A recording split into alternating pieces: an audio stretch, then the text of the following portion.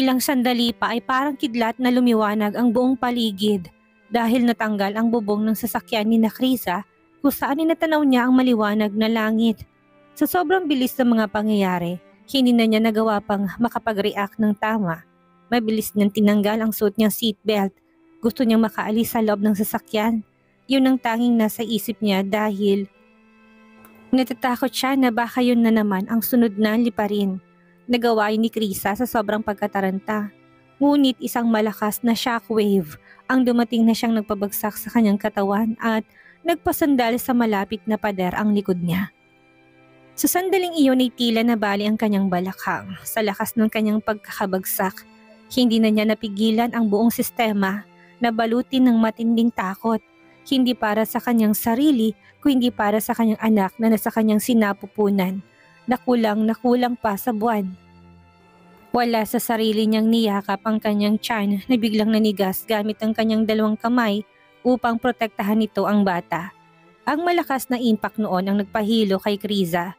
Sa kabila ng nakakatarantang sitwasyon, pinili niyang maging kalmado kahit na hindi niya na alam kung paano pa siya kakalma sa ganoong sitwasyon. Sumipa ang kanyang anak sa tiyan na naging dahilan upang umatungal na siya ng iyak. Alalang-alala na siya sa anak kung anong kakahinatnan nilang mag-ina. Alalang-alala na siya para sa buhay nila na hindi man niya isipin ay paniguradong nasa tiyak na kapahamakan ng mga sandaling iyon dahil sa kanilang sitwasyon. Manang Esperanza, tawag niya sa driver at katulong na kasama na nasa loob pa rin ng sasakyan. Mrs. Bentacourt, nanghihinang tawag sa kanya ni Manang Esperanza. Parehong duguan ng dalawa. Walang mali ang driver samantalang si Manang Esperanza ay naipit ang isang binti ng pintuan ng sasakyan. Kung kaya naman hindi niya magawang gumalaw upang sa kaluluhan ng asawa ng kanyang amo. Ang amoy ng sariwang dugo sa paligid ay nagpakilabot pa kay Krisa. Natatandaan niya na ganoon ang panaginip niya. Naalala niya ang amoy ng sariwang dugo na sinabi niya kay Nick, ngunit hindi naman pinansin ng asawa niya. Tulong! Tulong! Tulungan niyo kami! Paulit-ulit na sigaw ni Krisa na halos mapunit ng lalamunan na sa ganoon ay may makarinig sa kanila. Umagos na walang laban niyang mga luha. Tulungan niyo maisalbang anak ko! Tulungan niyo kami, please! Tulungan niyo kami! Tulong! Paulit-ulit niyang hiyaw sa pagitan ng lumakas na iyak. Dahil apektadong malaking sakop ng lugar na yon, ay walang makarinig sa kanya dahil ang lahat ng naroon sa area ay kagaya nila na kailangan din agarang tulong. Batid ni Krisa na kung hindi siya kaagad madadala ng ospital, tuluyang manganganib ang kanyang anak. Nabalot pa ng kakaibang takot ang kanyang kalamnan nang makita niyang may dugo na lumabas sa pagitan ng kanyang mga hita.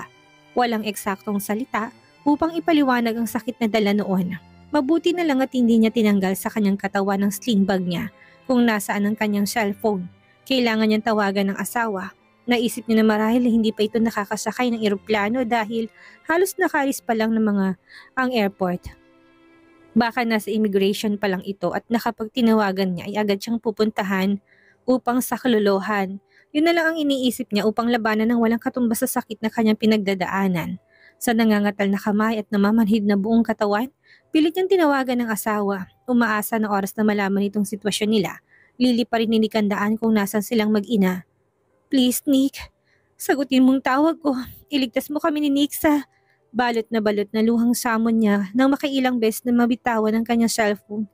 Habang hirap na hirap siyang i-unlock ang screen nun. Tulungan mo kami.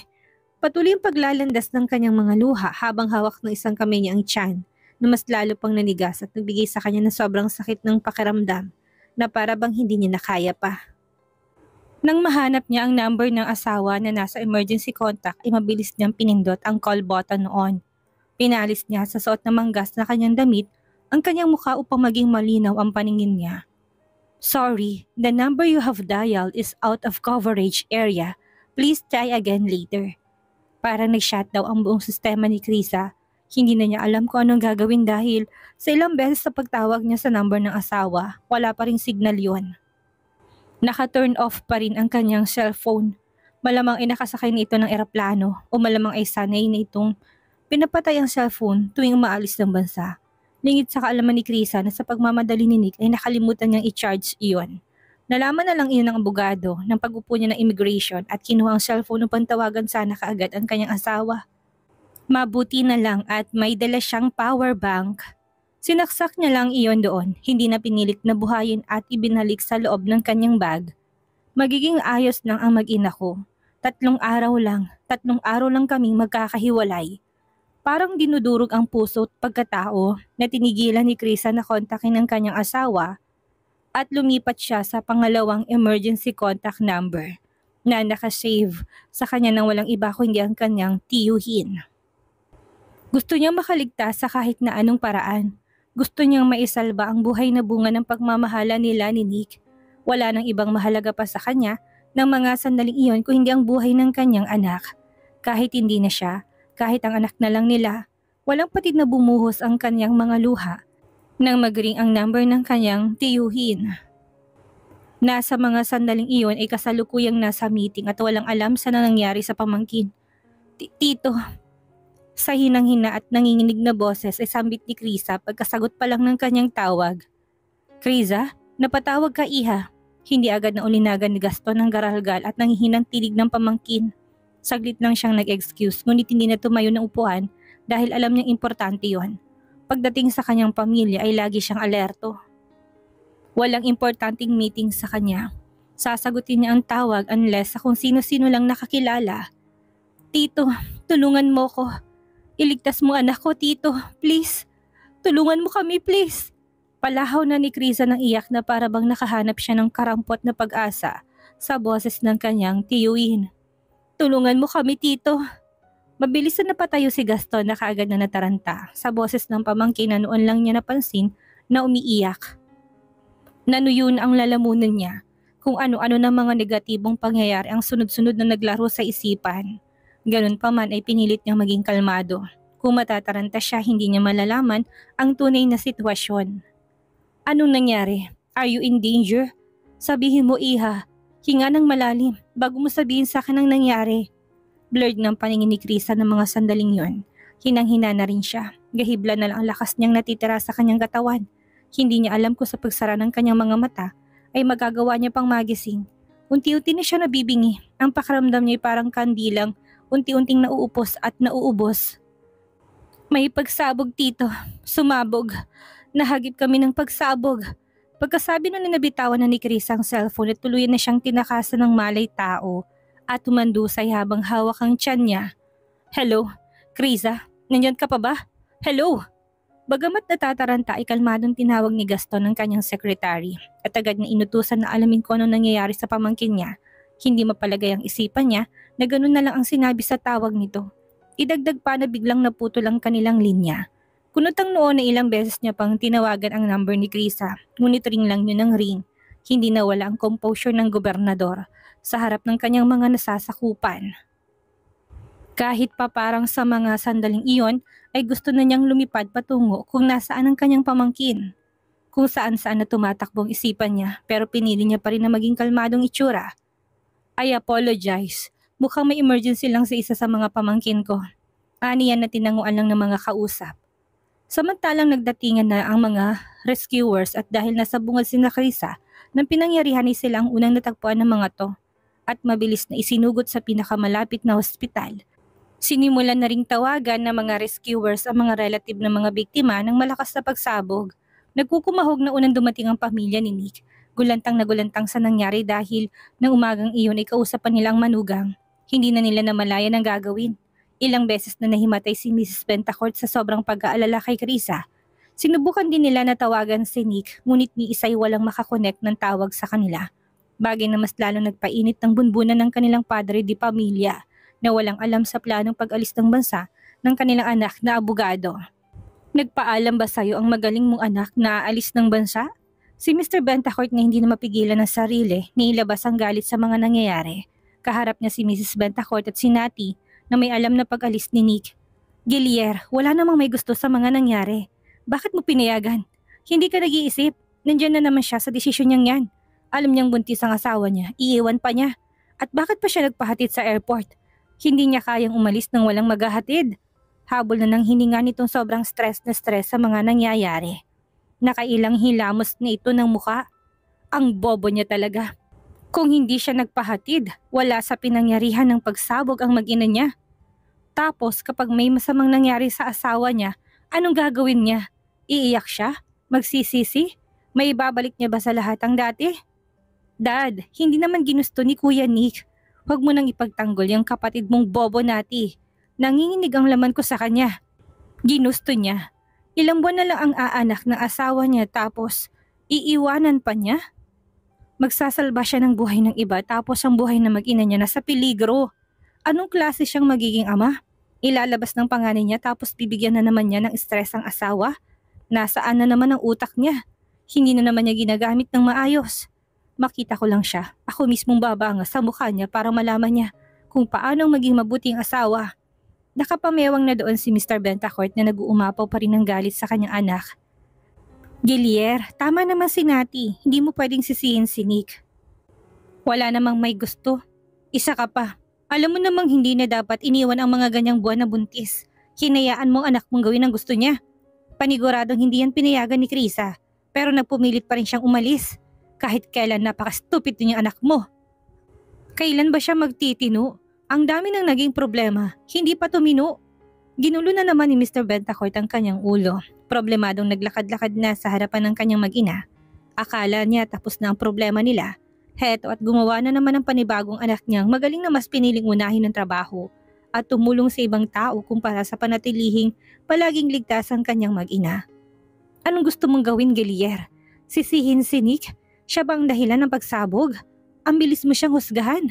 Baka nakakalimutan mo na anak mo siya.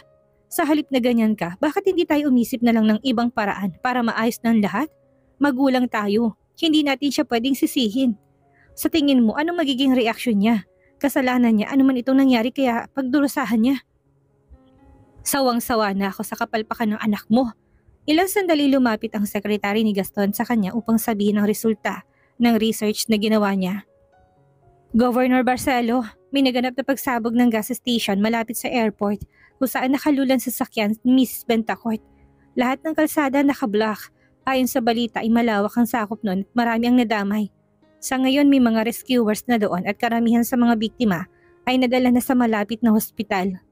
Prepare a special plane. Kailangan ko to sa lalong madaling panahon. Gusto kong pumunta kaagad ng Maynila. Naiintindihan mo, huwag kang mag-aksaya kahit na isang segundo dahil mahalaga ito. Kumilos ka na. Wala na nga ang ate niya, hindi siya papayag na may mawala pa sa kanilang pamilya. Masusunod po, Governor Barcelo. Lumabas si Gaston sa meeting room matapos nito magpaalam na may kailangan siyang unahin. Namumula ang kanyang mga mata sa labis na pag-aalala. Wala pang nakakita sa kanya na mawala sa katinuan ng ganito. Nagmadali na siyang pumunta ng Maynila upang makita ang pamangkinlulan ng private plane kasamang mga tauhan niya. Hindi niya rin muna ipinaalam iyon sa kanyang ina na si Doña Josefina at baka makasama iyon sa kalusugan ng matanda. Governor Barcelo, sa lubong dito ni Mr. Bentacourt na halata sa mukha ang labis na pagkataranta. Napaahon na rin sa kanilang upuan sina Mrs. Bentacourt at Nati sa pagdating ng governor na may seryosong mukha at parang papatay na aura kasunod ang kanyang mga tauhan. Naisip ni Mrs. Bentacourt na hindi naman siguro nito pag-iinitan si Nick. Pero kung ganun man ang mangyayari, wala siyang magagawa.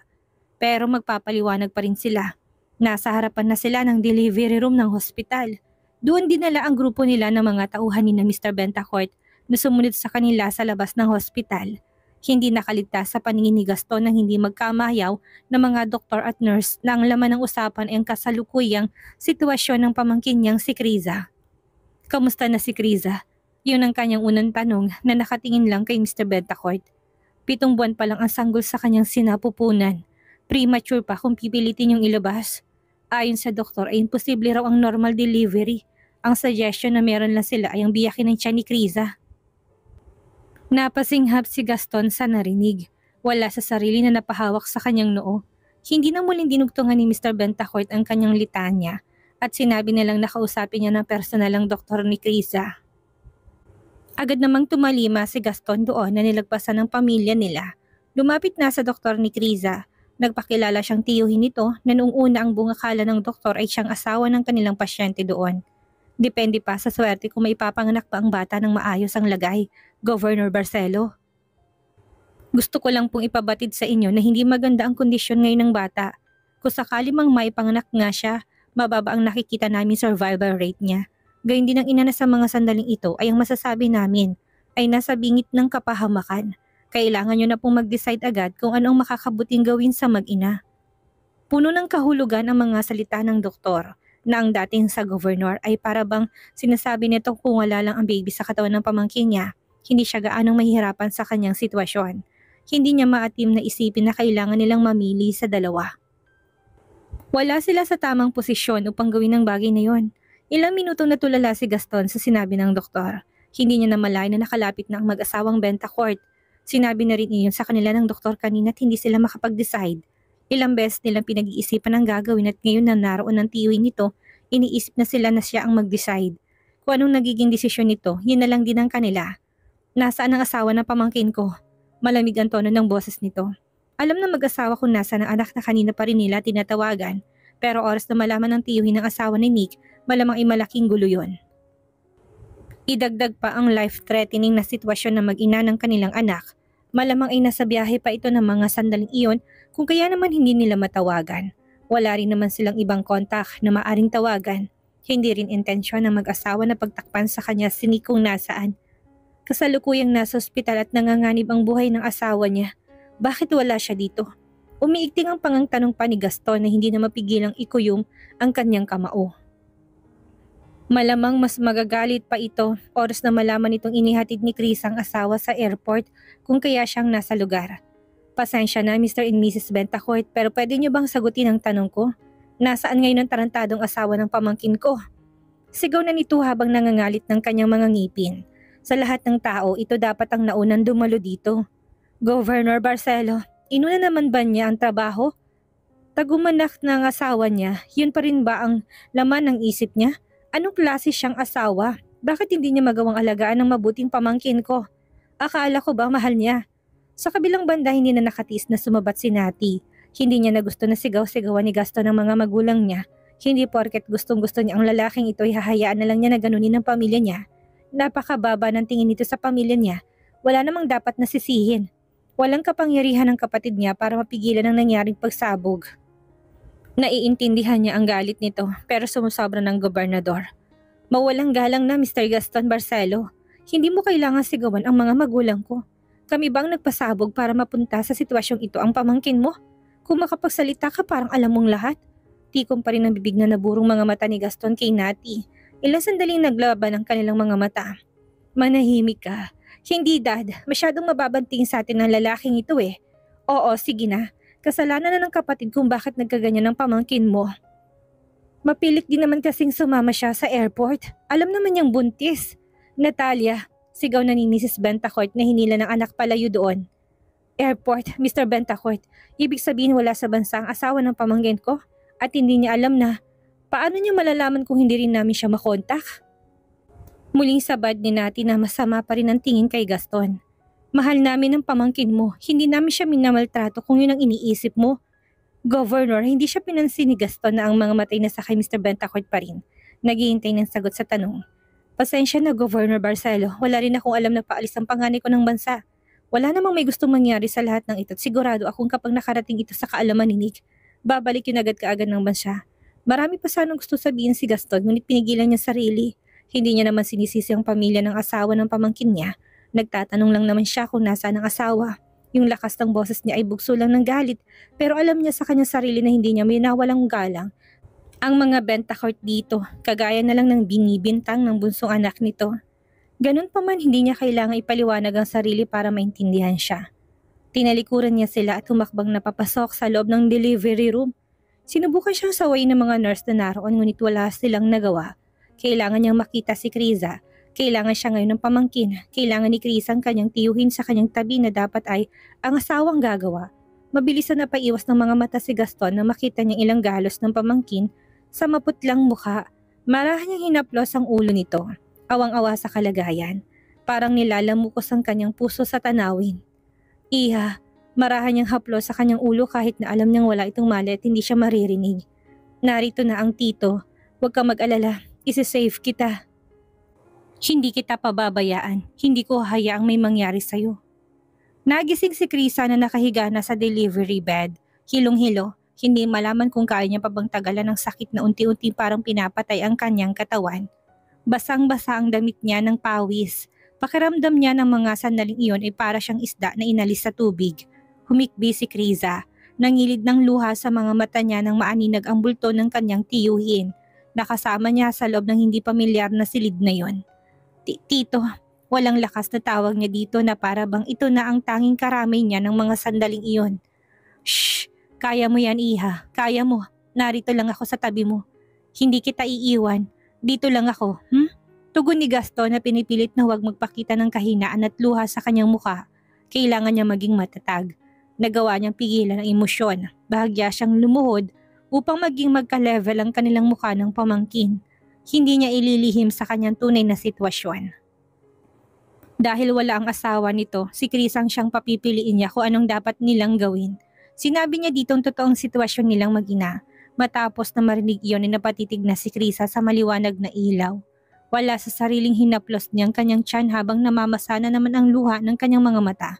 Nakasama niya na sa loob ng katawan ng anak nila sa loob ng 7 buwan. Malagi man sa panganib ang kanyang buhay, wala na siyang pakialam.